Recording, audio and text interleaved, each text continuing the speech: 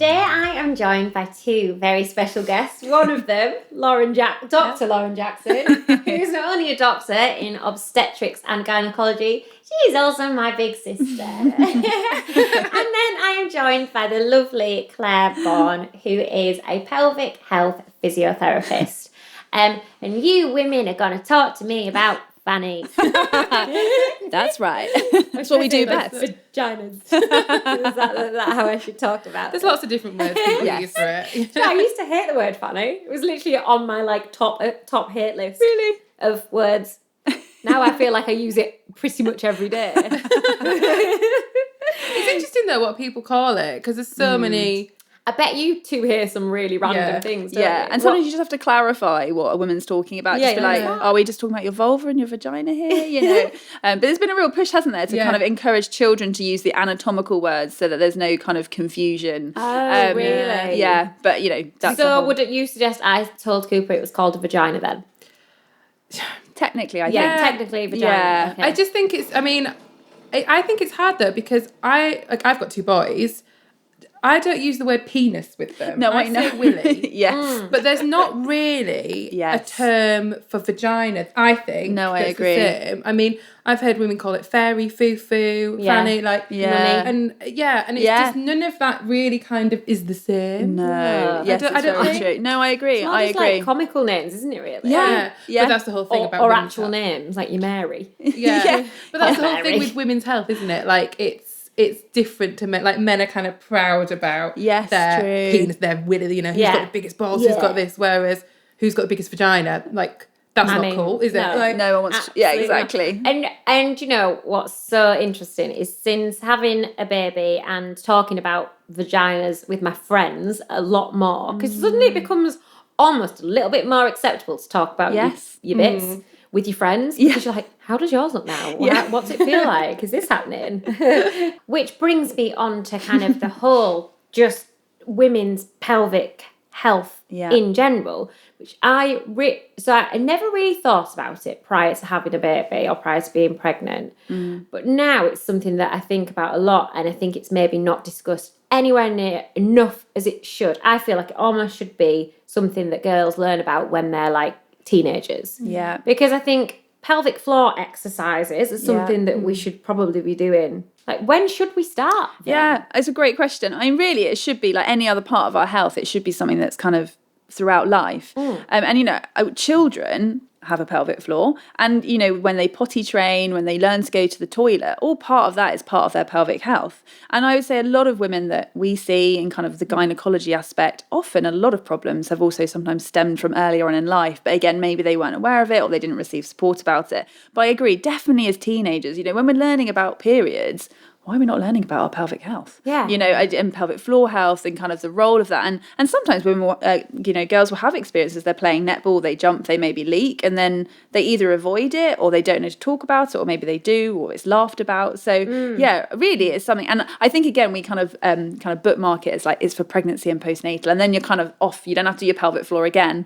But actually it's something that we should be doing for life. And it is like any other exercise. Now, we don't have to do maybe as many as we did after having a baby, but it's something that we should be aware of and, building it into life, definitely. I am more than happy to say to everybody that I have been seen by Claire. So not that long ago, you came around to give me a little once-over, didn't you? Yes, I did. Which is nowhere near as daunting or scary or uncomfortable as like everyone thinks. And it's quite a weird thing, isn't it, getting your bits out for somebody. Whilst having a conversation with them. Yes. Like me and Giovanna Fletcher were chatting about it, and it's like you're having a chat with someone, then it suddenly dawns on you, your finger's up my vagina right now. But that's quite helpful, because if you're chatting and relaxed, you can assess it a bit better. Because the hardest thing is if you're trying to examine somebody for whatever reason, like even a smear test or something, and they're really tense, then you're kind of fighting against that muscle that's there. Yeah. So it's more uncomfortable for the patient. So actually, if there's anything you can do to help you relax, whether it's having a conversation, having music on, or taking a friend with you or something, it's actually really helpful. Yeah. But it was amazing, because the things that you talked to me about that I found out, like, first of all, I had been doing my pelvic floor exercises completely wrong. forever. Which so many women are. There's me for the last 2 years after having Cooper being like, right, something should be getting stronger down there now. Nothing's happening. Yeah. Because I wasn't doing them. Yeah. Basically wasn't doing them. Waste of 2 years. But you're so like everyone else. You know, we think around 50% of women are in exactly the same boat, which is so many women, you know. And again, we're so good at sort of saying, okay, go and do them. But I mean, that's just one part of the picture, isn't it? As you say, like, you've been really trying and yet it's just not the right thing. And so then it becomes really demoralising. You think, well, I've really tried and nothing's changing. But actually, as you say, like, you know, one examination where you're like, oh, that's it. It can make such a difference then for the next 2 years as you do them. Yeah. You know? Sorry, that's my coffee machine going on. What it likes to do every now and again is just clean itself. Just, you know, as and when it chooses. Very loud. I feel a bit dirty. It's maybe because we're talking about vaginas. I was going to say. Vaginas, needs to clean myself. Shut them up. Shut them up. God, no, stop. I know a question I wanted to ask you about in terms of if you tear or if you've got a graze, which I don't really One understand. insult, yeah. I got told I had a graze. I was like, oh, right, okay. And they were like, yes, and we're going to need to stitch it. I was like, since when have grazes been stitched? I think it means like how deep it's gone. Yeah. Right. So, and not all tears or grazes need stitching. It depends if they're bleeding and also kind of where they are, because you could have a graze that's sort of right near the urethra where the urine comes out, and it might be really painful like every time you wee. Yeah. So then they might put a couple of stitches in that just to help close it up. But if you've got a graze that's just there and it's not bleeding and it's not in too much of a tricky place, they won't necessarily need to suture it. So that's why you could have a tear. So tear just means a little bit deeper. Yeah. And sometimes if they're sort of not bleeding as much and they're very small, then again, you might not need to. Oh, really? So yeah, so it just kind of depends whether they're bleeding, where they are. And when you so say if you have to give birth for a second time, if you needed to do an episiotomy, so cut the lady, would you often cut where they've torn before? No, so an episiotomy is always given in the same place. Oh, okay. Which is kind of basically, if you imagine the vagina, it's like that. Yeah. So like kind of off to the woman's right hand side, and you direct it away from the anus, the bottom, because the reason you're doing it is to give a bit more space and to prevent tears going back towards the bottom. Right. Because some women can have nasty tears that go down towards the anus, and where that is like a kind of circle of muscle that helps hold your poo in. Yeah. And it can involve that muscle, and that's a little bit more serious because you obviously have to have it repaired properly so you don't have long-term problems. So that's the area, and so the episiotomy is always given in the same place there. I see. Well, it's been an eye-opener. I mean, I can't believe I thought pessary was a tablet for thrush. It is. But it is, you're absolutely right. It's just a term. So pessary just means something that goes up there. Yeah. But would you call a willy a pessary? No. But I mean, if you want to call Danny's Willie a pessary, go for it. See what he says. What's pessary doing, darling? Like, what? No, I don't think that'll catch on, to be honest. So. Let us know. There's a new name for a willy.